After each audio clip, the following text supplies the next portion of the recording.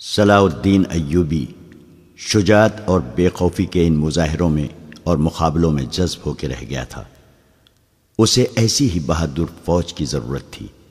اس نے علی بن سفیان کے کان میں کہا، اگر اس فوج میں اسلامی جذبہ بھی ہو تو میں صرف اسی فوج سے صلیبیوں کو گھٹنوں بٹھا سکتا ہوں۔ علی بن سفیان نے وہی مشورہ دیا جو وہ پہلے بھی دے چکا تھا۔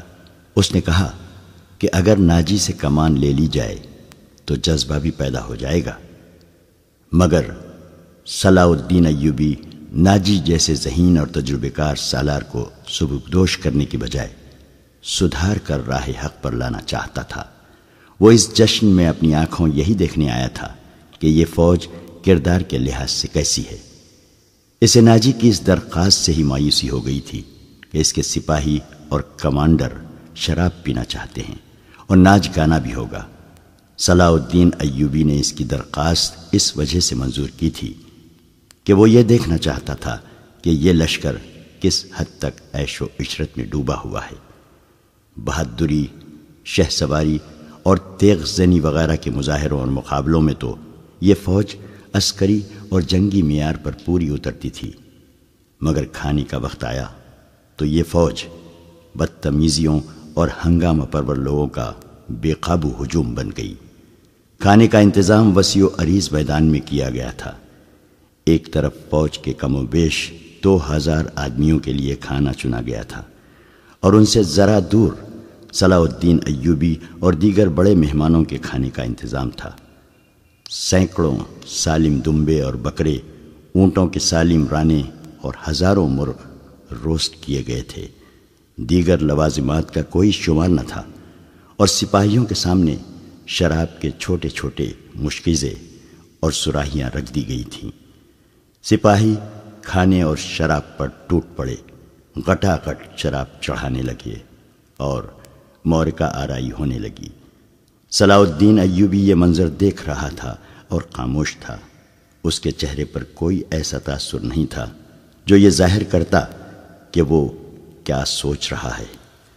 اس نے ناجی سے صرف اتنا پوچھا، 50,000 فوج میں سے آپ نے یہ سپاہی دعوت کے لیے کس طرح منتخب کیے تھے؟ کیا یہ آپ کے بدترین سپاہی ہیں؟ نہیں امیر مصر، ناجی نے غلامانہ لہجے میں جواب دیا، یہ 2000 عسکری میرے بہترین آدمی ہیں۔ آپ نے ان کے مظاہرے دیکھے ہیں لیکن ان کی بہادری نہیں دیکھی۔ میدان جنگ میں یہ جس جاں بازی کا مظاہرہ کریں گے وہ آپ کو حیران کر دے گا۔ آپ ان کی بدتمیزی کو نہ دیکھیں، یہ آپ کے اشارے پر جانیں قربان کر دیں گے۔ میں انہیں کبھی کبھی کھلی چھوٹ دے دیا کرتا ہوں تاکہ مرنے سے پہلے دنیا رنگ و بو سے پورا لطف اٹھا لیں۔ صلاح الدین ایوبی نے اس استدلال کے جواب میں کچھ بھی نہ کہا۔ ناجی جب دوسرے مہمانوں کی طرف متوجہ ہوا تو صلاح الدین ایوبی نے علی بن سفیان سے کہا، میں جو دیکھنا چاہتا تھا وہ دیکھ لیا ہے۔ یہ سوڈانی عسکری شراب اور ہنگامہ آرائی کے عادی ہیں۔ تم کہتے ہو کہ ان میں جذبہ نہیں، میں دیکھ رہا ہوں کہ ان میں کردار بھی نہیں۔ اس فوج کو اگر تم میدان جنگ میں لے گئے تو یہ لڑنے کی بجائے اپنی جان بچانے کی فکر کرے گی اور مال غنیمت لوٹے گی اور مفتوح کی عورتوں کے ساتھ وحشیانہ سلوک کرے گی۔ اس کا علاج یہ ہے، علی بن سفیان نے کہا، کہ آپ نے مختلف خطوں سے جو فوج تیار کی ہے انہیں ناجی کے اس 50,000 سوڈانی لشکر میں مدغم کر دیا جائے۔ برے سپاہی اچھے سپاہیوں کے ساتھ مل جل کر اپنی عادتیں بدل دیا کرتے ہیں۔ صلاح الدین ایوبی مسکرایا اور علی سے کہا، تم یقیناً میرے دل کا راز جانتے ہو۔ میرا منصوبہ یہی ہے جو میں ابھی تمہیں بتانا نہیں چاہتا تھا۔ کسی سے اس کا ذکر نہ کرنا۔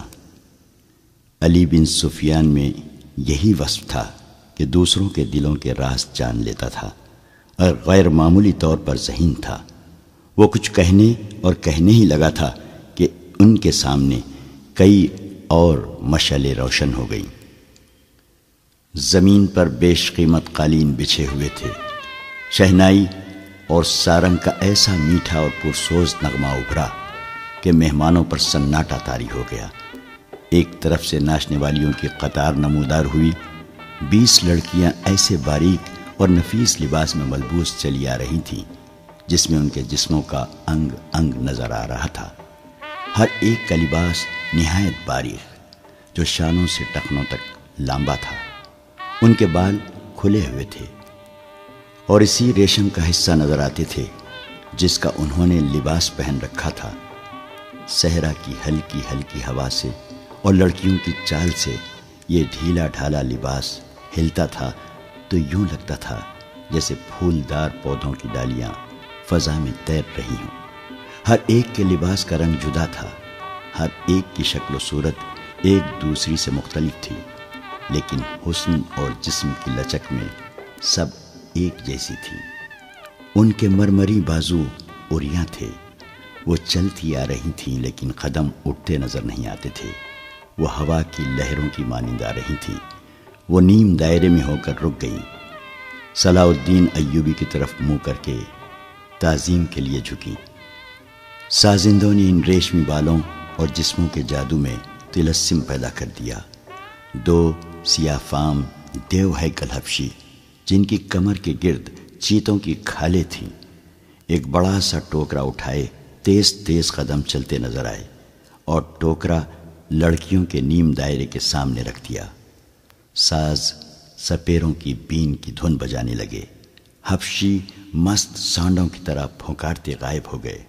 ٹوکرے میں سے ایک بہت بڑی کلی اوپر کو اٹھی اور پھول کی طرح کھل گئی۔ اس پھول میں سے ایک لڑکی کا چہرہ نمودار ہوا اور پھر وہ اوپر کو اٹھنے لگی۔ یوں لگتا تھا جیسے سرخ بادلوں میں سے چاند نکل رہا ہو۔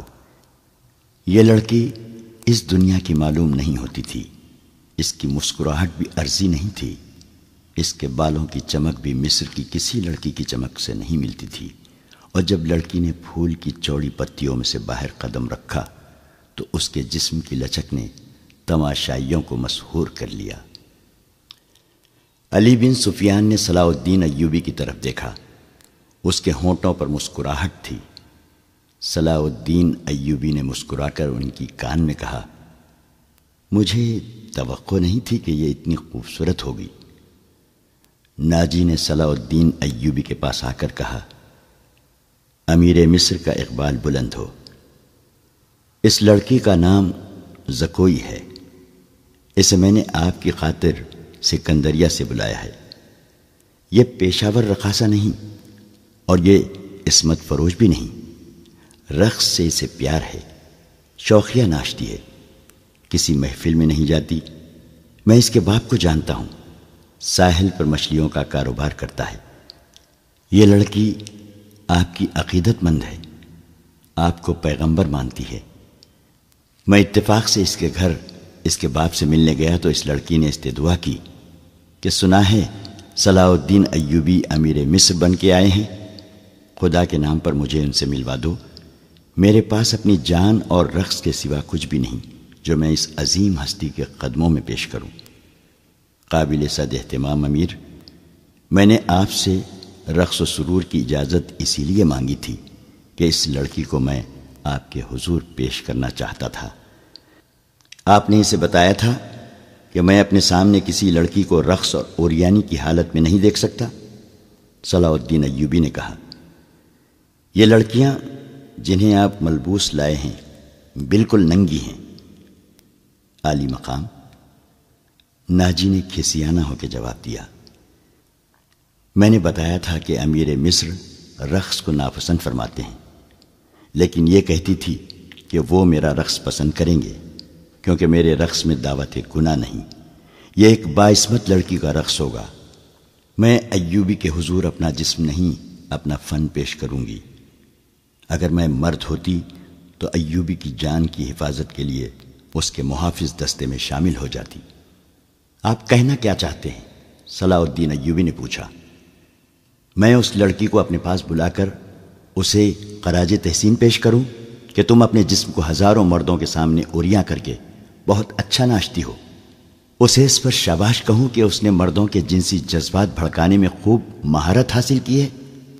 نہیں امیر مصر، ناجی نے کہا، میں اسے اس وعدے پر یہاں لایا ہوں کہ آپ اسے شرف باریابی بخشیں گے۔ یہ بڑی دور سے اسی امید پر آئی ہے، ذرا دیکھیے اسے، اس کے رقص میں پیشہ ورانہ تاثر نہیں، خود سپردگی ہے۔ دیکھیے آپ کو کیسی نظروں سے دیکھ رہی ہے۔ بے شک عبادت صرف اللہ کی جاتی ہے، لیکن یہ رقص کی اداؤں سے، عقیدت سے، مخمور نگاہوں سے آپ کی عبادت کر رہی ہے۔ آپ اسے اپنے خیمے میں آنے کی اجازت دے دیں، تھوڑی سی دیر کے لیے۔ اسے مستقبل کی وہ ماں سمجھیں جس کی کوکھ سے اسلام کی پاسبانی کے لیے جانباز جنم لیں گے۔ یہ اپنے بچوں کو بڑے فخر سے بتائے گی کہ میں نے صلاح الدین ایوبی سے تنہائی میں باتیں کرنے کا شرف حاصل کیا تھا۔ ناجی نے نہایت پراسرار الفاظ اور جذباتی لب و لہجے میں صلاح الدین ایوبی سے منوا لیا کہ یہ لڑکی جسے اس نے ایک بردہ فروش سے خریدا تھا، شریف باپ کی باعصمت بیٹی ہے۔ اس نے صلاح الدین ایوبی سے کہلوا لیا کہ اچھا اسے میرے خیمے میں بھیج دینا۔ زکوئی نہایت آہستہ آہستہ جسم کو بل دیتی اور بار بار صلاح الدین ایوبی کی طرف دیکھ کر مسکراتی تھی۔ باقی لڑکیاں اس کے گرد تتلیوں کی طرح جیسے اڑ رہی ہوں۔ یہ اچھل کود والا رقص نہیں تھا۔ مشعلوں کی روشنی میں کبھی تو یوں لگتا تھا جیسے ہلکے نیلے شفاف پانی میں جل پریاں تیر رہی ہوں۔ چاندنی کا اپنا ایک تاثر تھا۔ صلاح الدین ایوبی کے متعلق کوئی نہیں بتا سکتا کہ وہ گم سم بیٹھا کیا سوچ رہا تھا۔ ناجی کے سپاہی جو شراب پی کر ہنگامہ بپا کر رہے تھے وہ بھی جیسے مر گئے تھے۔ زمین اور آسمان پر وجد طاری تھا۔ ناجی اپنی کامیابی پر بے حد مسرور تھا اور رات گزرتی جا رہی تھی۔ نصف شب کے بعد صلاح الدین ایوبی اس خوشنما خیمے میں داخل ہوا جو ناجی نے اس کے لیے نصب کرایا تھا۔ اندر اس نے قالین بچھا دیے تھے۔ پلنگ پر چیتے کی کھال کی مانند پلنگ پوش تھا۔ فانوس جو رکھوایا تھا اس کی ہلکی نیلی روشنی صحرا کی شفاف چاندنی کی مانند تھی اور اندر کی فضا عطر بیز تھی۔ خیمے کے اندر ریشمی پردے آویزاں تھے۔ ناجی صلاح الدین ایوبی کے ساتھ خیمے میں گیا اور پوچھا، اسے ذرا سی دیر کے لیے بھیج دوں؟ میں وعدہ خلافی سے بہت ڈرتا ہوں۔ بھیج دو، صلاح الدین ایوبی نے کہا، اور ناجی ہرن کی طرح چوکڑیاں بھرتا خیمے سے نکل گیا۔ تھوڑا ہی وقت گزرا ہوگا کہ صلاح الدین ایوبی کے محافظوں نے ایک رقاصہ کو اس خیمے کی طرف آتے دیکھا۔ خیمے کے ہر طرف مشعلیں روشن تھیں۔ روشنی کا یہ انتظام علی بن سفیان نے کرایا تھا تاکہ رات کے وقت محافظ گرد و پیش کو اچھی طرح سے دیکھ سکیں۔ رقاصہ قریب آئی تو انہوں نے اسے پہچان لیا۔ انہوں نے اسے رقص میں دیکھا تھا۔ یہ وہی لڑکی تھی جو ٹوکرے میں سے نکلی تھی۔ وہ زکوئی تھی۔ وہ رقص کے لباس میں تھی۔ یہ لباس توبہ شکن تھا۔ اس میں وہ عریاں تھی۔ محافظوں کے کمانڈر نے اسے روک لیا۔ زکوئی نے اسے بتایا اسے امیر مصر صلاح الدین ایوبی نے بلایا ہے۔ کمانڈر نے اسے بتایا کہ یہ ان امیروں میں سے نہیں جو تم جیسی فاحشہ لڑکیوں کے ساتھ راتیں گزارتے ہوں۔ آپ ان سے پوچھ لیں، زکوئی نے کہا۔ میں بن بلائے آنے کی جرت نہیں کر سکتی۔ ان کا بلاوا تمہیں کس طرح ملا تھا؟ کمانڈر نے پوچھا۔ سالار ناجی نے کہا ہے کہ تمہیں امیر مصر بلاتے ہیں، زکوئی نے کہا۔ آپ کہتے ہیں تو میں واپس چلی جاتی ہوں۔ امیر نے جواب طلبی کی تو خود بھگت لینا۔ کمانڈر تسلیم نہیں کر سکتا تھا کہ صلاح الدین ایوبی نے اپنی خوابگاہ میں ایک رقاصہ کو بلایا ہے۔ وہ ایوبی کے کردار سے واقف تھا۔ اس کے اس حکم سے بھی واقف تھا کہ ناچنے گانے والیوں سے تعلق رکھنے والے کو 100 درے لگائے جائیں گے۔ کمانڈر شش و پنج میں پڑ گیا۔ سوچ سوچ کر اس نے جرت کی اور صلاح الدین ایوبی کے خیمے میں چلا گیا۔ ایوبی اندر ٹہل رہا تھا۔ کمانڈر نے ڈرتے ڈرتے کہا، باہر ایک رقاصہ کھڑی ہے، کہتی ہے حضور نے اسے بلایا ہے۔ صلاح الدین ایوبی نے کہا، اسے اندر بھیج دو۔ کمانڈر باہر نکلا اور زکوئی کو اندر بھیج دیا۔ محافظوں کو توقع تھی کہ ان کا امیر اور سالار اعظم اس لڑکی کو باہر نکال دے گا۔ وہ سب اس کی گرجدار آواز سننے کے لیے تیار ہو گئے، مگر انہیں ایسی کوئی آواز نہ سنائی دی۔ رات گزرتی جا رہی تھی، اندر سے دھیمی دھیمی باتوں کی آوازیں سنائی دینے لگی۔ محافظ دستے کا کمانڈر بے قراری کے عالم میں ادھر ادھر ٹہلنے لگا۔ ایک محافظ نے اس سے کہا، کیا یہ حکم صرف ہمارے لیے ہے کہ کسی فاحشہ کے ساتھ تعلق رکھنا جرم ہے؟ ہاں، اس نے جواب دیا، حکم صرف ماتحتوں کے لیے اور قانون صرف رعایا کے لیے ہوتے ہیں۔ امیر مصر کو درے نہیں لگائے جا سکتے، بادشاہوں کا کوئی کردار نہیں ہوتا۔ کمانڈر نے جل کر کہا، صلاح الدین ایوبی شراب بھی پیتا ہوگا؟ ہم پر جھوٹی پارسائی کا روب جمایا ہے۔ ہم پر جھوٹی پارسائی کا روب جمایا جاتا ہے۔ ان کی نگاہوں میں صلاح الدین ایوبی کا جو بت تھا وہ ٹوٹ پھوٹ گیا۔ اس بت میں سے ایک عربی شہزادہ نکلا جو عیاش اور بدکار تھا، پارسائی کے پردے میں گناہ کا مرتکب ہو رہا تھا۔ ناجی بہت خوش تھا۔ صلاح الدین ایوبی کی خوشنودی کے لیے اس نے شراب سونگی بھی نہیں تھی۔ وہ اپنے خیمے میں بیٹھا مسرت سے جھوم رہا تھا۔ اس کے سامنے اس کا نائب سالار ادروش بیٹھا تھا۔ اس نے ناجی سے کہا، اسے گئے بہت وقت گزر گیا ہے، معلوم ہوتا ہے کہ ہمارا تیر صلاح الدین ایوبی کے دل میں اتر گیا ہے۔ میرا تیر قطع کب گیا تھا؟ ناجی نے قہقہہ لگا کر کہا، اگر یہ تیر قطع ہو جاتا تو فوراً یہیں لوٹ کے ہمارے پاس آ جاتا۔ تم ٹھیک کہتے ہو، ادروش نے کہا، زکوئی انسان کے روپ میں تلسم ہے۔ معلوم ہوتا ہے یہ لڑکی حشیشین کے ساتھ رہی ہے، ورنہ صلاح الدین ایوبی جیسا بت کبھی نہ توڑ سکتی۔ میں نے اسے جو سبق دیے تھے وہ حشیشین کے کبھی وہم گمان میں بھی نہ آئے ہوں گے۔ ناجی نے کہا، اب صلاح الدین ایوبی کے حلق سے شراب اتارنی رہ گئی ہے۔ ناجی کو باہر قدموں کی آہٹ سنائی دی۔ وہ دوڑ کر باہر گیا۔ وہ زکوئی نہیں تھی، کوئی سپاہی جا رہا تھا۔ ناجی نے دور سے صلاح الدین ایوبی کے خیمے کی طرف دیکھا۔ پردے گرے ہوئے تھے اور باہر محافظ کھڑے تھے۔ اس نے اندر جا کر ادروش سے کہا، اب میں یقین کے ساتھ کہہ سکتا ہوں کہ میری زکوئی نے بت توڑ ڈالا ہے۔ رات کا آخری پہر تھا جب زکوئی صلاح الدین ایوبی کے خیمے سے نکلی۔ ناجی کے خیمے میں جانے کے بجائے وہ دوسری طرف چلی گئی۔ راستے میں ایک آدمی کھڑا تھا جس کا جسم سر سے پاؤں تک ایک ہی لبادے میں ڈھکا ہوا تھا۔ اس نے دھیمی سی آواز میں زکوئی کو پکارا۔ وہ اس آدمی کے پاس چلی گئی۔ وہ آدمی اسے ایک خیمے میں لے گیا۔ بہت دیر بعد اس خیمے سے نکلی اور ناجی کے خیمے کا رخ کر لیا۔ ناجی اس وقت تک جاگ رہا تھا اور کئی بار باہر نکل کر صلاح الدین ایوبی کے خیمے کو دیکھ چکا تھا کہ زکوئی نے صلاح الدین ایوبی کو پھانس لیا ہے اور اسے آسمان کی بلندیوں سے گھسیٹ کر ناجی کی ذہنیت کی پستیوں میں لے آئی ہے۔ ادروش، اس نے کہا، رات تو گزر گئی ہے، وہ ابھی تک نہیں آئی۔ وہ اب آئے گی بھی نہیں، ادروش نے کہا۔ امیر مصر اسے اپنے ساتھ لے جائے گا۔ ایسے ہیرے کوئی شہزادہ واپس نہیں کیا کرتا۔ تم نے اس پر بھی غور کیا ہے؟ نہیں، ناجی نے کہا، میں نے اپنی چال کا یہ پہلو تو سوچا ہی نہیں تھا۔ کیا یہ نہیں ہو سکتا کہ امیر مصر زکوئی کے ساتھ باقاعدہ شادی کر لے؟ ادروش نے کہا، اس صورت میں یہ خطرہ ہے کہ لڑکی ہمارے کام کی نہیں رہے گی۔ وہ ہے تو ہوشیار، ناجی نے کہا، مگر رقاصہ کا کیا بھروسہ؟ وہ رقاصہ کی بیٹی ہے اور تجربہ کار پیشہ ور ہے، دھوکہ دے سکتی ہے۔ وہ گہری سوچ میں کھویا ہوا تھا کہ زکوئی اس کے خیمے میں داخل ہوئی۔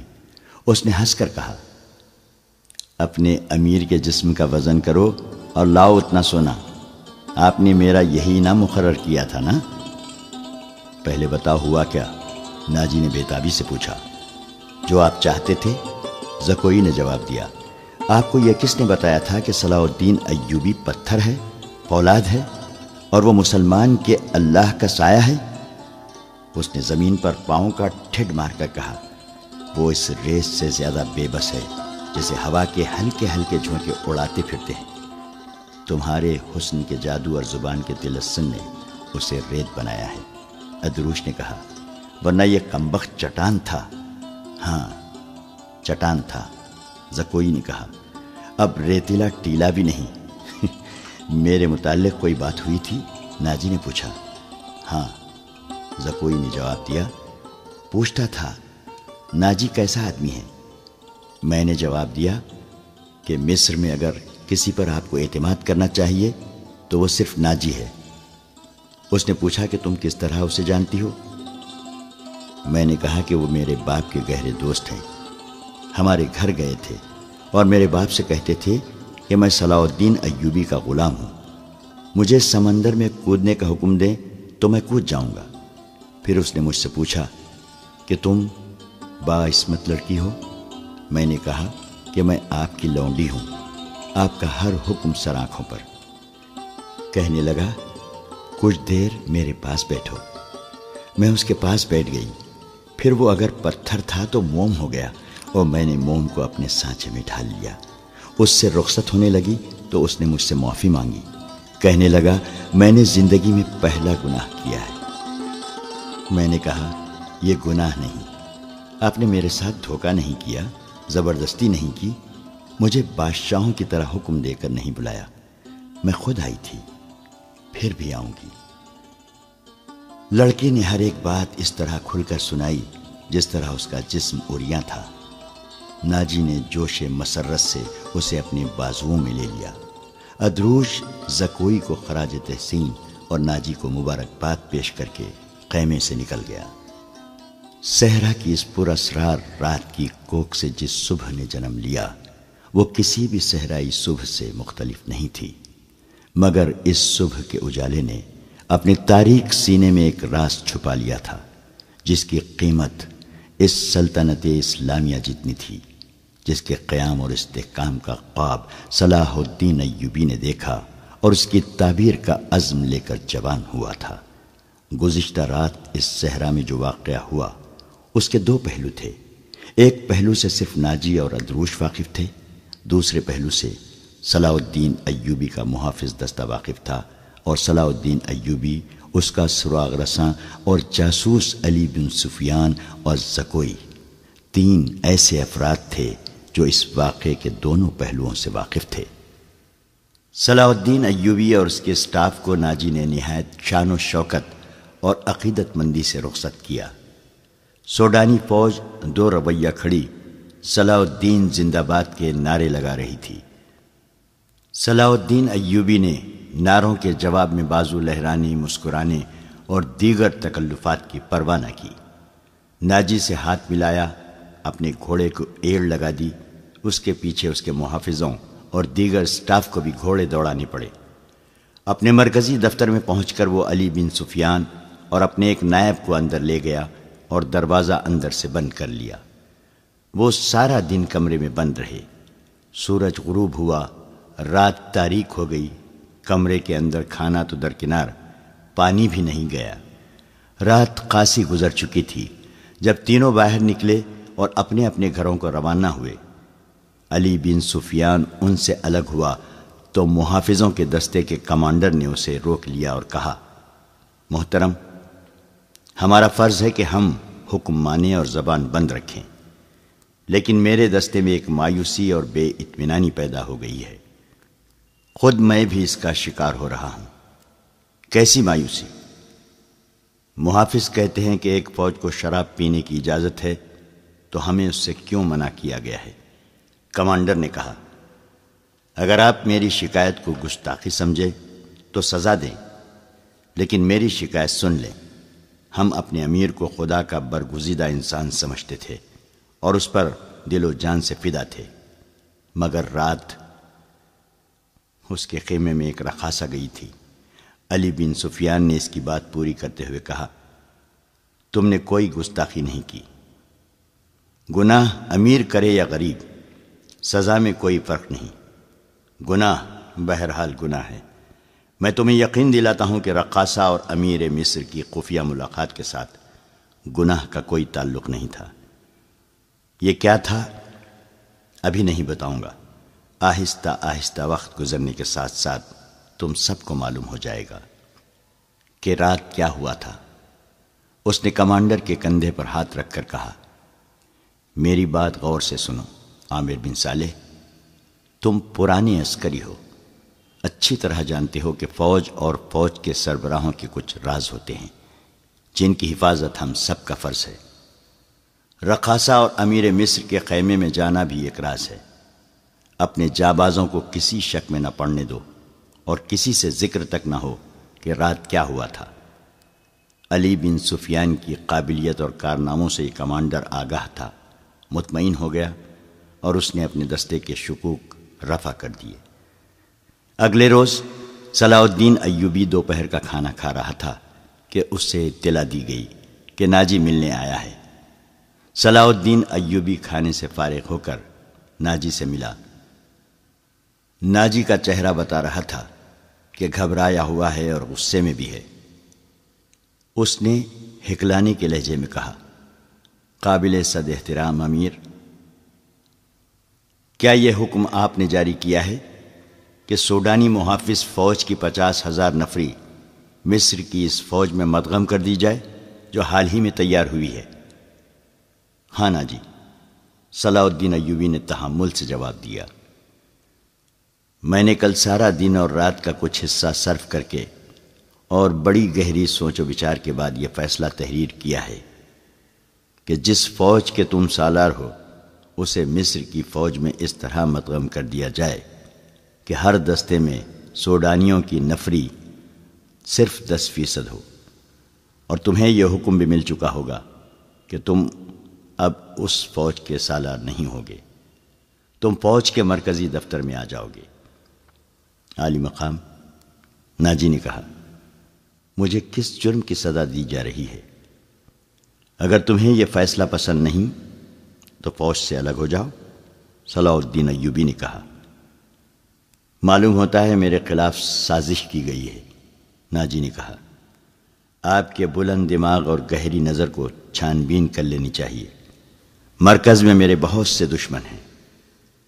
میرے دوست صلاح الدین ایوبی نے کہا، میں نے یہ فیصلہ صرف اس لیے کیا ہے کہ میری انتظامیہ اور فوج سے سازشوں کا خطرہ ہمیشہ کے لیے نکل جائے، اور میں نے یہ فیصلہ اس لیے کیا ہے کہ فوج میں کسی کا عہدہ کتنا ہی اونچا کیوں نہ ہو اور کوئی کتنا ہی ادنا کیوں نہ ہو، وہ شراب نہ پیے، ہلڑ بازی نہ کرے اور فوجی جشنوں میں ناچ گانے نہ ہوں۔ لیکن علی جاں، ناجی نے کہا، میں نے حضور سے اجازت لے لی تھی، اور میں نے شراب اور ناچ گانے کی اجازت صرف اس لیے دی تھی کہ اس فوج کو اس کی اصل حالت میں دیکھ سکوں جسے تم ملت اسلامیہ کی فوج کہتے ہو۔ میں 50,000 نفری کو برطرف نہیں کر سکتا۔ مصری فوج میں سے اسے مدغم کر کے اس کے کردار کو سدھار دوں گا۔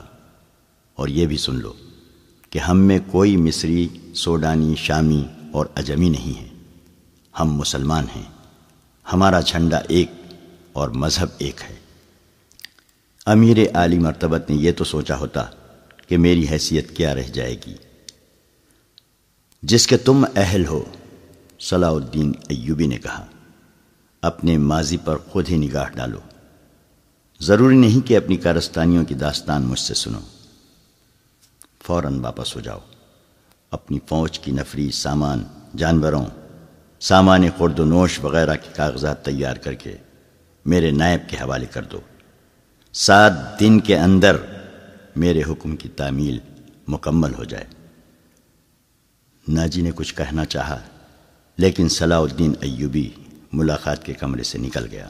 یہ بات ناجی کے خفیہ حرم میں بھی پہنچ گئی تھی کہ زکوئی کو امیر مصر نے رات بھر کا شرف باریابی بخشا ہے۔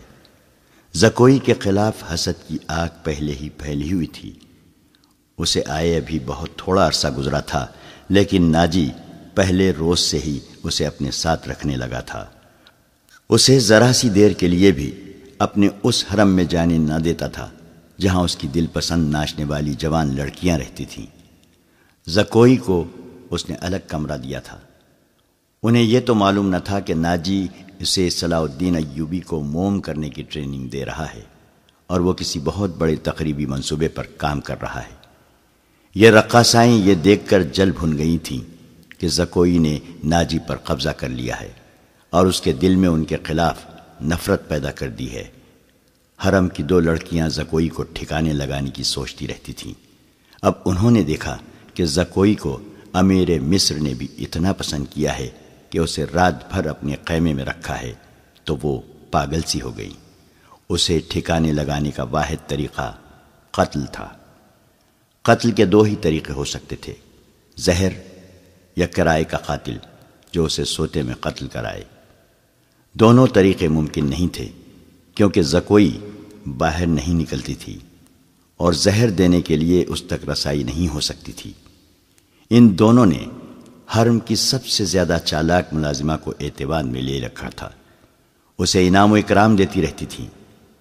جب حسد کی انتہا نے ان کی آنکھوں میں خون اتار دیا تو انہوں نے اس ملازمہ کو منہ مانگے انعام کا لالچ دے کر اپنا مدعا بیان کر دیا۔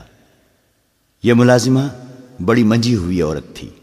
اس نے کہا کہ سالار کی رہائش گاہ میں جا کر زکوئی کو زہر دینا ممکن نہیں ہے، موقع محل دیکھ کر اسے خنجر سے قتل کیا جا سکتا ہے، اس کے لیے وقت چاہیے۔ اس نے وعدہ کیا کہ وہ زکوئی کی نقل و حرکت پر نظر رکھے گی، ہو سکتا ہے کہ کوئی موقع جلدی نکل آئے۔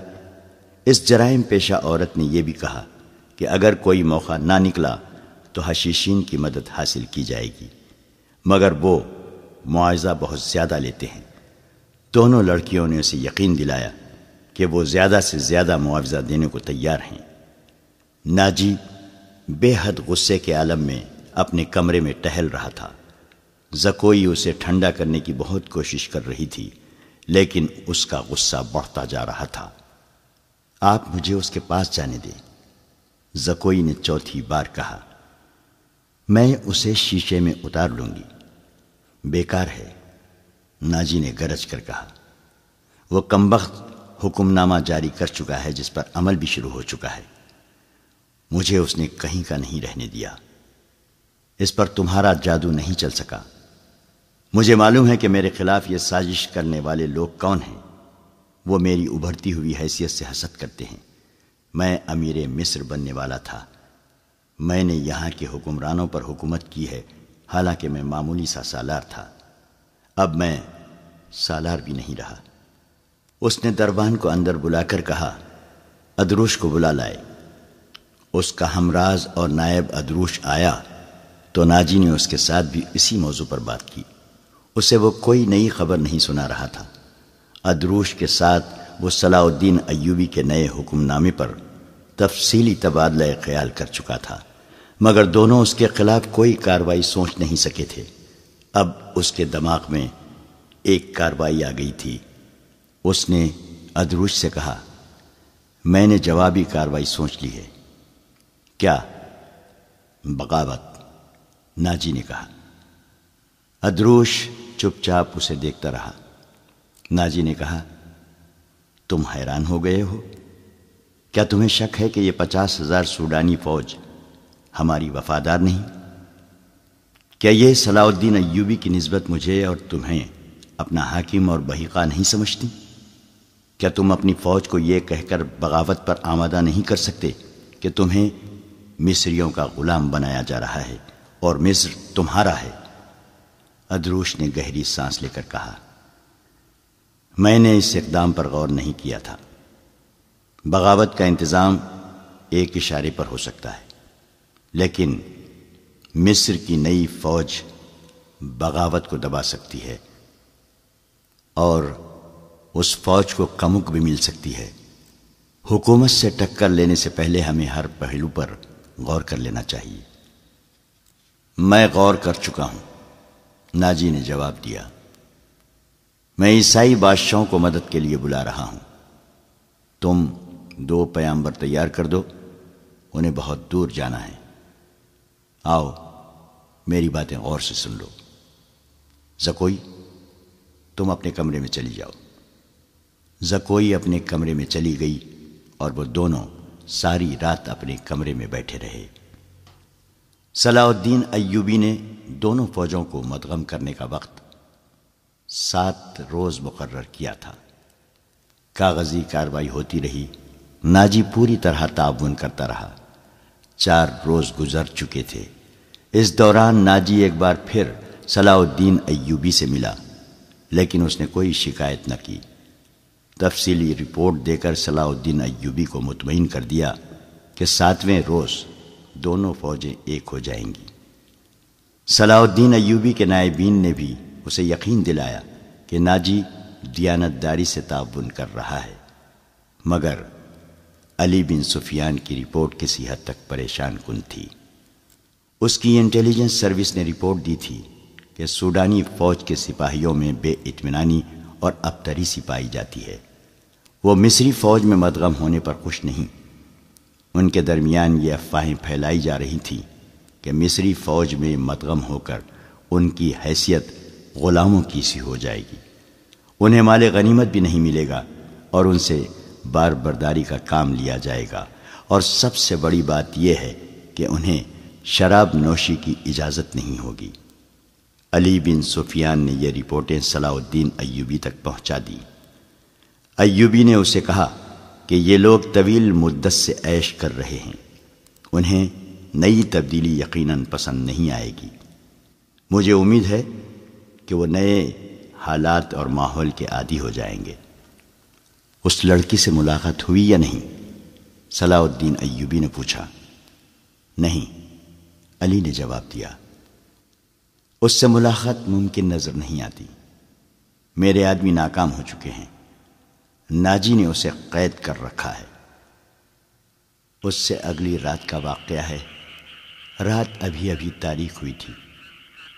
زکوئی اپنے کمرے میں تھی، ناجی ادروش کے ساتھ اپنے کمرے میں تھا۔ اسے گھوڑوں کے قدموں کی آوازیں سنائی دی۔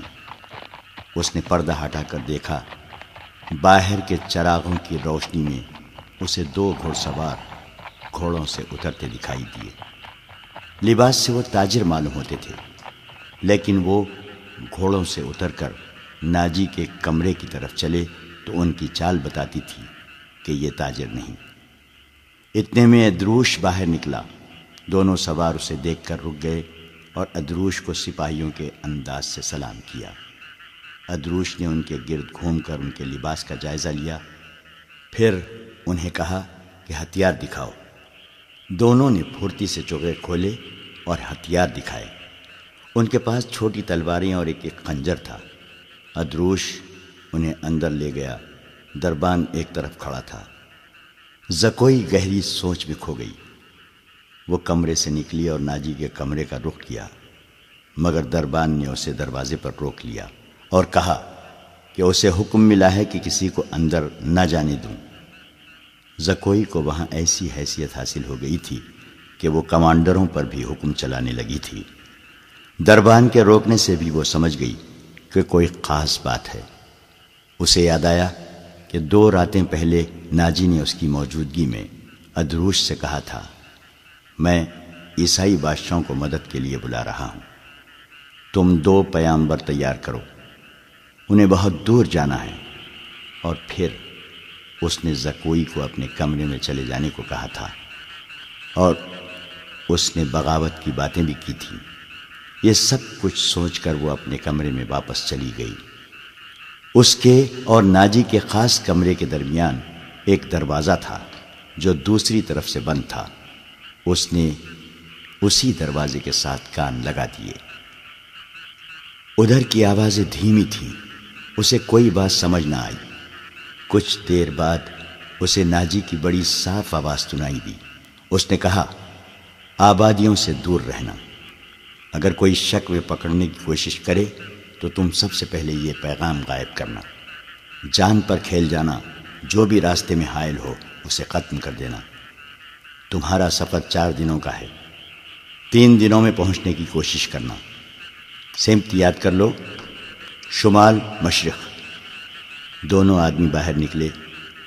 زکوئی بھی باہر آ گئی۔ اس نے دیکھا کہ وہ دونوں گھوڑوں پر سوار ہو رہے تھے۔ ناجی اور ادروش بھی باہر کھڑے تھے۔ سواروں کو الوداع کہنے نکلے ہوں گے۔ سوار بہت تیزی سے روانہ ہو گئے۔ ناجی نے زکوئی کو دیکھا تو اسے بلا کر کہا، میں باہر جا رہا ہوں، کام بہت ہے، تم آرام کرو، اگر اکیلے دل نہ لگے تو حرم میں گھوم پھر آنا۔ ہاں، زکوئی نے کہا، جب سے آئی ہوں باہر نہیں نکلی۔ ناجی اور ادروس چلے گئے۔ زکوئی نے چوغا پہنا، کمر بند میں خنجر رکھا اور حرم کی طرف چل پڑی۔ وہ جگہ چند 100 گز دور تھی۔ وہ ناجی پر یہ ظاہر کرنا چاہتی تھی کہ وہ حرم میں گئی تھی۔ دربان کو بھی اس نے یہی بتایا۔ حرم میں داخل ہوئی تو وہاں کی رہنے والیوں نے اسے حیران ہو کے دیکھا۔ وہ پہلی دفعہ وہاں گئی تھی۔ سب نے اس کا استقبال احترام اور پیار سے کیا۔ ان 2 لڑکیوں نے بھی اسے خوش آمدید کہا جو اسے قتل کرانا چاہتی تھیں۔ زکوئی سب سے ملی، ہر ایک کے ساتھ باتیں کی اور واپس چل پڑی۔ وہ ملازمہ بھی وہیں تھی جسے اس کے قتل کے لیے رکھا گیا تھا۔ اس نے زکوئی کو بڑی غور سے دیکھا۔ زکوئی باہر نکل گئی۔ حرم والے مکان اور ناجی کی رہائش گاہ کا درمیانی علاقہ اونچا نیچا تھا اور ویران۔ زکوئی حرم سے نکلی تو ناجی کی رہائش گاہ کی طرف جانے کی بجائے بہت تیز تیز دوسری سمت چل پڑی۔ ادھر ایک پگڈنڈی بھی تھی، لیکن زکوئی اس سے ذرا دور ہٹ کر جا رہی تھی۔ اس سے 15-20 قدم پیچھے ایک سیاہ سایہ چلا جا رہا تھا۔ وہ کوئی انسان ہی ہو سکتا تھا، مگر سر سے پاؤں تک ایک لبادے میں لپٹا ہونے کی وجہ سے سیاہ بھوت لگتا تھا۔ زکوئی کی رفتار تیز ہوئی تو اس بھوت نے اپنی رفتار اس سے بھی تیز کر دی۔ آگے گھنی جھاڑیاں تھیں، زکوئی ان میں روپوش ہو گئی۔ سیاہ بھوت بھی جھاڑیوں میں غائب ہو گیا۔ وہاں سے کوئی 250-300 گز آگے صلاح الدین ایوبی کی رہائش گاہ تھی، جس کے ارد گرد فوج کے اعلیٰ رتبوں کے افراد رہتے تھے۔ زکوئی کا رخ ادھر ہی تھا۔ وہ گھنی جھاڑیوں میں سے نکلی ہی تھی کہ بائیں طرف سے سیاہ بھوت اٹھا۔ چاندنی بڑی صاف تھی، پھر بھی اس کا چہرہ نظر نہیں آتا تھا۔ اس کے پاؤں کی آہٹ بھی نہیں تھی۔ بھوت کا ہاتھ اوپر اٹھا، چاندنی میں خنجر چمکا اور بجلی کی تیزی سے خنجر زکوئی کے بائیں کندھے اور گردن کے درمیان اتر گیا۔ زکوئی کی چیخ نہیں نکلی، خنجر اس کے کندھے سے نکل گیا۔ زکوئی نے اتنا گہرا زخم کھا کر بھی نہایت تیزی سے اپنے کمر بند سے خنجر نکالا۔ بھوت نے اس پر دوسرا وار کیا تو زکوئی نے اس کے خنجر والے بازو کو اپنے بازو سے روک کر اپنا خنجر بھوت کے سینے میں گھونپ دیا۔ اسے چیخ سنائی دی جو کسی عورت کی تھی۔ زکوئی نے اپنا خنجر کھینچ کر دوسرا وار کیا جو بھوت کے پیٹ میں اتر گیا۔ اس کے ساتھ ہی اس کے اپنے پہلو میں خنجر لگا، لیکن زیادہ گہرا نہیں اترا۔ بھوت چکرا کر گرا۔ زکوئی نے یہ نہیں دیکھا کہ اس پر حملہ کرنے والا کون تھا۔ وہ دوڑ پڑی۔ اس کے جسم سے خون بہت تیزی سے بہہ رہا تھا۔ صلاح الدین ایوبی کا مکان اسے چاندنی میں نظر آنے لگا۔ آدھا فاصلہ طے کر کے اسے چکر آنے لگے۔ اس کی رفتار سست ہونے لگی۔ اس نے چلانا شروع کر دیا، علی ایوبی، علی ایوبی۔ اس کے کپڑے لال سرخ ہو گئے تھے اور وہ بڑی مشکل سے قدم گھسیٹ رہی تھی۔ اس کی منزل تھوڑی ہی دور رہ گئی تھی، جہاں تک پہنچنا اس کے لیے ممکن نظر نہیں آتا تھا۔ وہ مسلسل صلاح الدین ایوبی اور علی بن سفیان کو پکارے جا رہی تھی۔ قریب کہیں ایک گشتی سنتری پھر رہا تھا۔ اسے اس کی آوازیں سنائی دیں تو وہ دوڑ کر پہنچا۔ زکوئی اس پر گر پڑی اور کہا، مجھے امیر مصر تک پہنچا دو، بہت جلدی، بہت جلدی۔ سنتری نے اس کا خون دیکھا تو اسے پیٹھ پر لاد کر دوڑ پڑا۔ صلاح الدین ایوبی اپنے کمرے میں بیٹھا علی بن سفیان سے رپورٹ لے رہا تھا۔ اس کے 2 نائب بھی موجود تھے۔ یہ رپورٹیں کچھ اچھی نہیں تھیں۔ علی بن سفیان نے بغاوت کے خدشے کا اظہار کیا تھا جس پر غور ہو رہا تھا۔ دربان گھبراہٹ کے عالم میں اندر آیا اور بتایا کہ ایک سپاہی ایک زخمی لڑکی کو اٹھائے باہر کھڑا ہے، کہتا ہے یہ لڑکی امیر مصر سے ملنا چاہتی ہے۔ یہ سنتے ہی علی بن سفیان کمان سے نکلے ہوئے تیر کی طرح کمرے سے نکل گیا۔ اس کے پیچھے صلاح الدین ایوبی دوڑ پڑا۔ اتنے میں لڑکی کو اندر لے آئے۔ صلاح الدین ایوبی نے کہا، طبیب اور جراح کو فوراً بلاؤ۔ لڑکی کو صلاح الدین ایوبی نے اپنے پلنگ پر لٹا دیا۔ ذرا سی دیر میں پلنگ پوش خون سے لال ہونے لگا۔ کسی کو نہ بلاؤ، لڑکی نے نحیف آواز میں کہا، میں اپنا فرض ادا کر چکی ہوں۔ تمہیں زخمی کس نے کیا ہے زکوئی؟ علی بن سفیان نے پوچھا۔ پہلے ضروری باتیں سن لو، زکوئی نے کہا۔ شمال مشرق کی طرف سوار دوڑا دو۔ 2 سوار جاتے نظر آئیں گے۔ دونوں کے چوغے بادامی رنگ کے ہیں۔ ایک کا گھوڑا بادامی اور دوسرے کا سیاہ ہے۔ وہ تاجر لگتے ہیں۔ ان کے پاس سالار ناجی کا تحریری پیغام ہے جو عیسائی بادشاہ فرینک کو بھیجا گیا ہے۔ ناجی کی یہ سوڈانی فوج بغاوت کرے گی۔ مجھے اور کچھ بھی نہیں معلوم۔ تمہاری سلطنت سخت خطرے میں ہے۔ ان 2 سواروں کو راستے میں پکڑ لو، تفصیل ان کے پاس ہے۔ بولتے بولتے زکوئی کو غشی آنے لگی۔ 2 طبیب آ گئے۔ انہوں نے زکوئی کا خون بند کرنے کی کوششیں شروع کر دی۔ اس کے منہ میں دوائیاں ڈالی جن کے اثر سے وہ بولنے کے قابل ہو گئی۔ وہ ضروری پیغام دے چکی تھی۔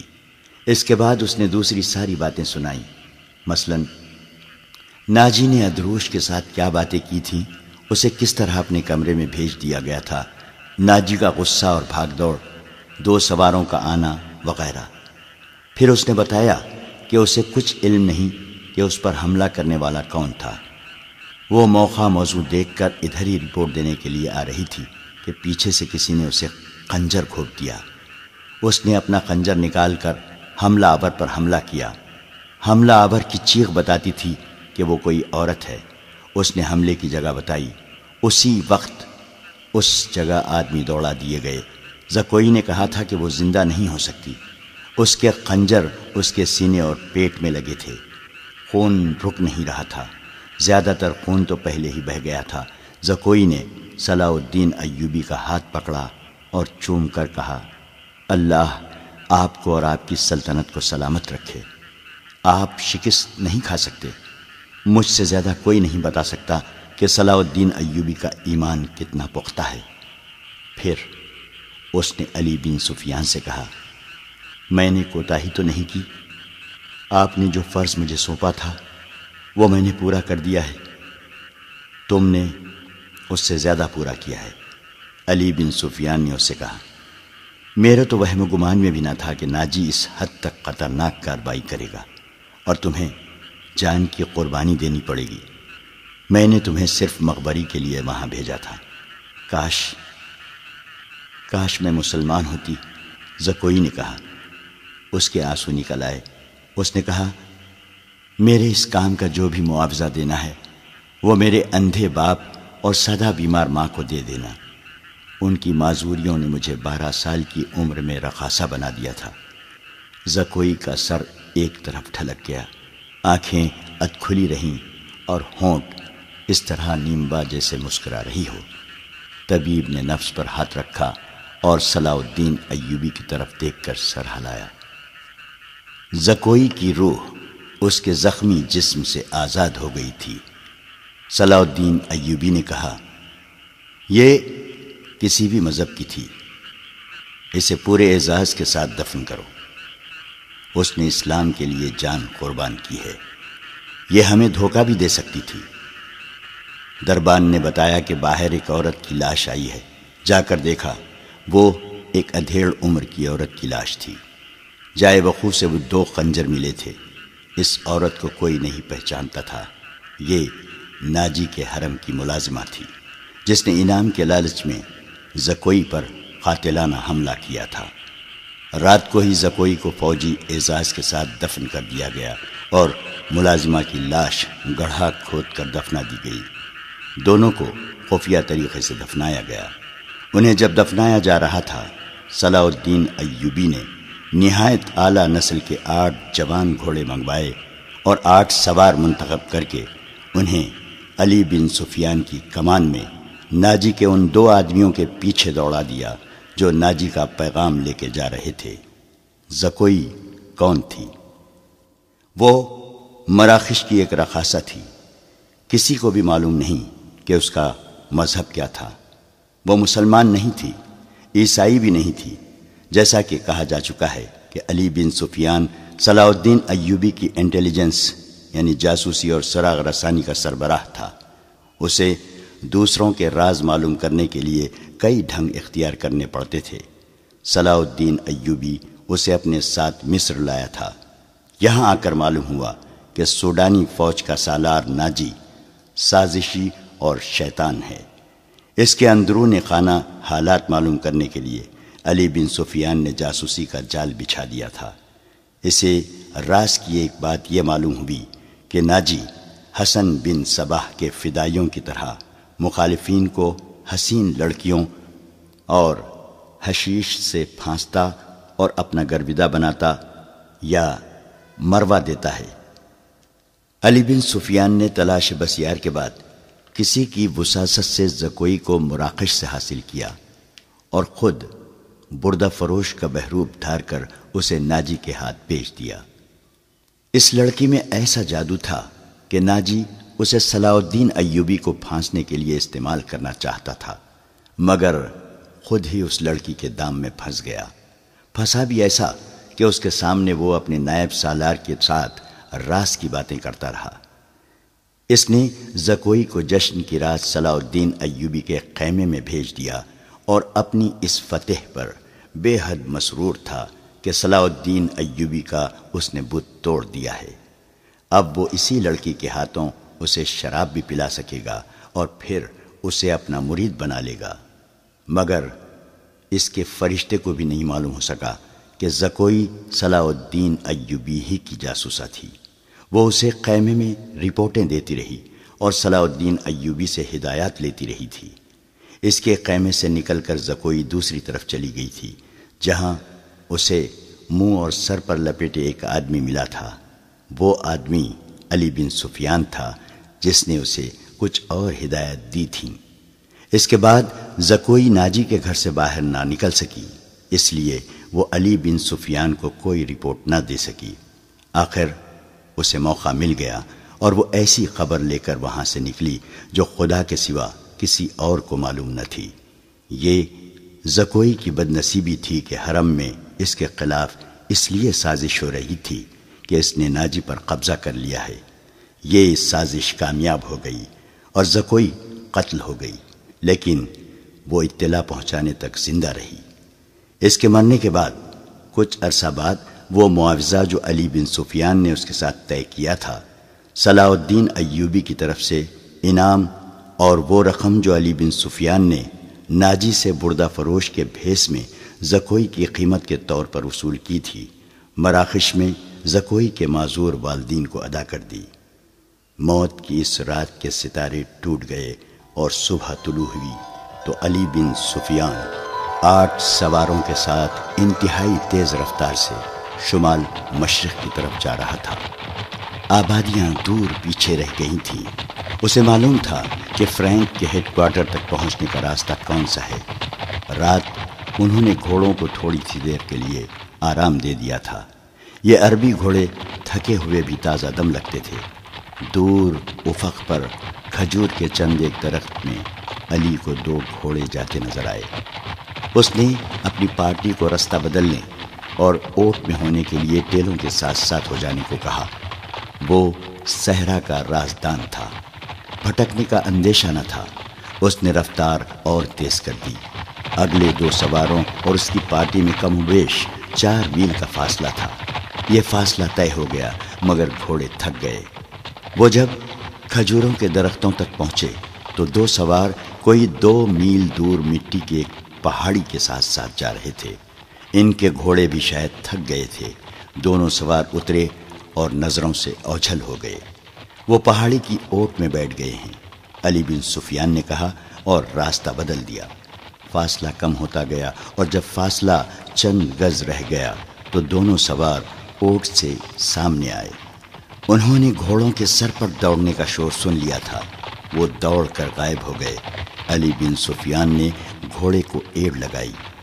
تھکے ہوئے گھوڑے نے وفاداری کا ثبوت دیا اور رفتار تیز کر دی۔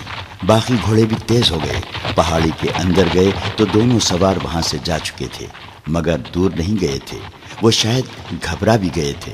آگے ریتیلی چٹانی تھی، انہیں راستہ نہیں مل رہا تھا، کبھی دائیں جاتے کبھی بائیں۔ علی بن سفیان نے اپنے گھوڑے ایک صف میں پھیلا دیے اور بھاگنے والوں سے 100 گز دور جا پہنچا۔ ایک تیر انداز نے دوڑتے گھوڑے سے تیر چلایا جو ایک گھوڑے کی اگلی ٹانگ میں لگا۔ گھوڑا بے قابو ہو گیا۔ تھوڑی سی اور بھاگ دوڑ کے بعد وہ دونوں گھیرے میں آ گئے اور انہوں نے ہتھیار ڈال دیے۔ انہوں نے جھوٹ بولا، اپنے آپ کو تاجر کہا، لیکن تلاشی لی تو پیغام مل گیا جو ناجی نے انہیں دیا تھا۔ دونوں کو حراست میں لے لیا گیا، گھوڑوں کو آرام کا وقت دیا گیا اور یہ پارٹی واپس ہوئی۔ صلاح الدین ایوبی بے تابی سے انتظار کر رہا تھا۔ دن گزر گیا، رات بھی گزرتی جا رہی تھی۔ آدھی رات گزر گئی، ایوبی لیٹ گیا اور اس کی آنکھ لگ گئی۔ سحر کے وقت دروازے پر ہلکی سی دستک سے اس کی آنکھ کھل گئی۔ دوڑ کر دروازہ کھولا، علی بن سفیان کھڑا تھا، اس کے پیچھے اس کے 8 سوار اور 2 قیدی کھڑے تھے۔ علی اور قیدیوں کو صلاح الدین ایوبی نے سونے کے کمرے میں ہی بلا لیا اور علی سے ناجی کا پیغام لے کر پڑھنے لگا۔ پہلے تو اس کے چہرے کا رنگ پیلا پڑ گیا، پھر جیسے یک لخت خون جوش مار کر اس کے چہرے اور آنکھوں میں چڑھ گیا ہو۔ ناجی کا پیغام خاصا طویل تھا۔ اس نے صلیبیوں کے ایک بادشاہ فرینک کو لکھا تھا کہ وہ فلاں دن اور فلاں وقت یونانیوں، رومیوں اور دیگر صلیبیوں کی بحریہ سے بحر روم کی طرف سے مصر میں فوجیں اتار کر حملہ کر دے۔ حملے کی اطلاع ملتے ہی 50,000 سوڈانی فوج امیر مصر کے خلاف بغاوت کر دے گی۔ مصر کی نئی فوج حملے اور بغاوت کا بیک وقت مقابلہ کرنے کے قابل نہیں۔ اس کے عوض ناجی نے تمام تر مصر یا مصر کے بڑے حصے کی حکمرانی کی شرط پیش کی تھی۔ صلاح الدین ایوبی نے پیغام لے جانے والے دونوں سواروں کو طے خانے کی قید میں ڈال دیا اور اسی وقت اپنی نئی فوج کا دستہ بھیج کر ناجی اور اس کے 3 نائبین کو ان کے مکانوں میں نظر بند کر کے پہرا لگا دیا۔ ناجی کے حرم کی تمام عورتیں آزاد کر دی گئیں۔ اس کے ذاتی خزانے کو سرکاری خزانے میں ڈال دیا گیا اور ساری کارروائی خفیہ رکھی گئی۔ صلاح الدین ایوبی نے علی بن سفیان کی مدد سے ناجی کے اس خط میں جو پکڑ لیا گیا تھا، حملے کی تاریخ کو مٹا کر اگلی تاریخ لکھ دی۔ 2 ذہین آدمیوں کو یہ پیغام دے کر شاہ فرینک کی طرف روانہ کر دیا گیا۔ ان آدمیوں کو یہ ظاہر کرنا تھا کہ وہ ناجی کے پیامبر ہیں۔ انہیں روانہ کر کے اس سوڈانی فوج کو مصری فوج میں مدغم کرنے کا حکم روک لیا۔ 8ویں روز پیامبر واپس آ گئے۔ وہ ناجی کا پیغام دے آئے اور فرینک کا جواب ناجی کے نام لے آئے تھے۔ فرینک نے لکھا تھا کہ حملے کی تاریخ سے 2 دن پہلے سوڈانی فوج بغاوت کر دے تاکہ صلاح الدین ایوبی کو صلیبیوں کا حملہ روکنے کی ہوش ہی نہ رہے۔ علی بن سفیان نے صلاح الدین ایوبی کی اجازت سے ان 2 پیامبروں کو نظر بند کر دیا۔ یہ باعزت نظر بندی تھی جس میں ان دونوں کے آرام اور بہترین خوراک وغیرہ کا خصوصی انتظام کیا گیا تھا۔ یہ ایک احتیاطی تدبیر تھی تاکہ یہ راز فاش نہ ہو جائے۔ صلاح الدین ایوبی نے بحر روم کے ساحل پر ان مقامات پر اپنی فوج کو چھپا دیا جہاں صلیبیوں کی بحریہ کو لنگر انداز ہونا اور فوجیں اتارنی تھیں۔ اس نے ان مقامات سے دور اپنی بحریہ بھی چھپا دی۔ حملے میں ابھی کچھ دن باقی تھے۔ ایک مورخ سراج الدین نے لکھا ہے کہ سوڈانی فوج نے صلیبیوں کے حملے سے پہلے ہی بغاوت کر دی، جو صلاح الدین ایوبی نے طاقت سے نہیں بلکہ ڈپلومیسی اور حسن سلوک سے دبا لی۔ بغاوت کی ناکامی کی ایک وجہ یہ بھی تھی کہ باغیوں کو اپنا سالار ناجی کہیں نظر نہ آیا تھا اور اس کا کوئی نائب بھی سامنے نہ آیا، وہ سب قید میں تھے۔ مگر ایک اور مورخ ہپتاچی لکھتا ہے کہ سوڈانی فوج نے حملے کے بہت بعد بغاوت کی تھی۔ تاہم یہ دونوں مورخ باقی واقعات پر متفق نظر آتے ہیں۔ دونوں نے لکھا ہے کہ صلاح الدین ایوبی نے ناجی اور اس کے نائبین کو قید میں سزائے موت دے کر رات کے وقت گمنام قبروں میں دفن کرا دیا تھا۔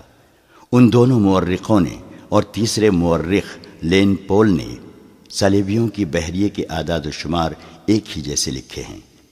وہ لکھتے ہیں کہ خط میں دی ہوئی تاریخ کے عین مطابق صلیبیوں کی بحریہ، جس میں فرینک کی، یونان کی، رومیوں کی اور سسلی کی بحریہ شامل تھی، متحدہ کمان میں بحر روم میں نمودار ہوئی۔ مورخوں کے اعداد و شمار کے مطابق جنگی جہازوں کی تعداد 150 تھی۔ اس کے علاوہ 12 جنگی جہاز بہت بڑے تھے۔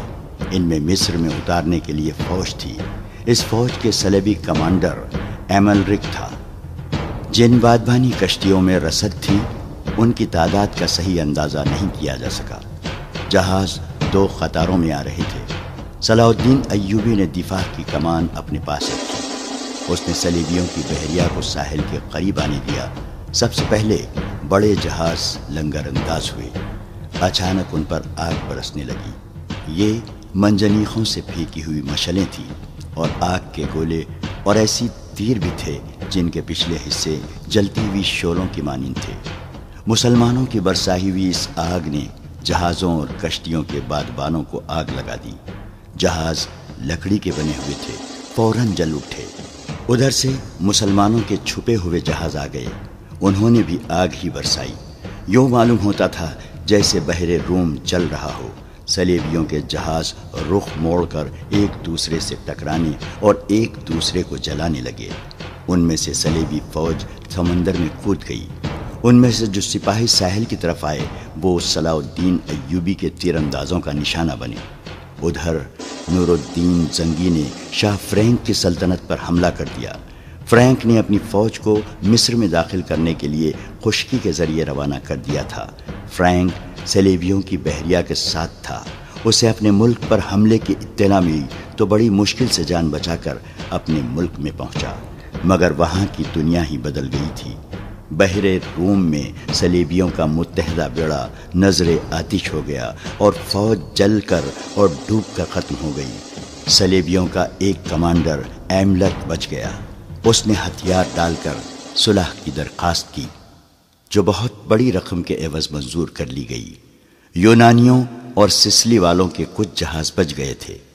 صلاح الدین ایوبی نے انہیں اپنے جہاز واپس لے جانے کی اجازت دے دی، مگر راستے میں ایسا طوفان آیا کہ تمام تر بچے کچے جہاز غرق ہو گئے۔ 19 دسمبر 1169 کے روز صلیبیوں نے اپنی شکست پر دستخط کیے اور صلاح الدین ایوبی کو تاوان ادا کیا۔ بیشتر مورخین اور ماہرین حرب و ضرب نے صلاح الدین ایوبی کی اس فتح کا صحرا اس کی انٹیلیجنس کے سر باندھا ہے۔ رقاصہ زکوئی کا ذکر اس دور کے ایک مراکشی واقع نگار اسد الاسدی نے کیا ہے، اور علی بن سفیان کا تعارف بھی اسی واقع نگار کی تحریر سے ہوا ہے۔ یہ تو ابتدا تھی۔ صلاح الدین ایوبی کی زندگی پہلے سے زیادہ خطروں میں گھر گئی۔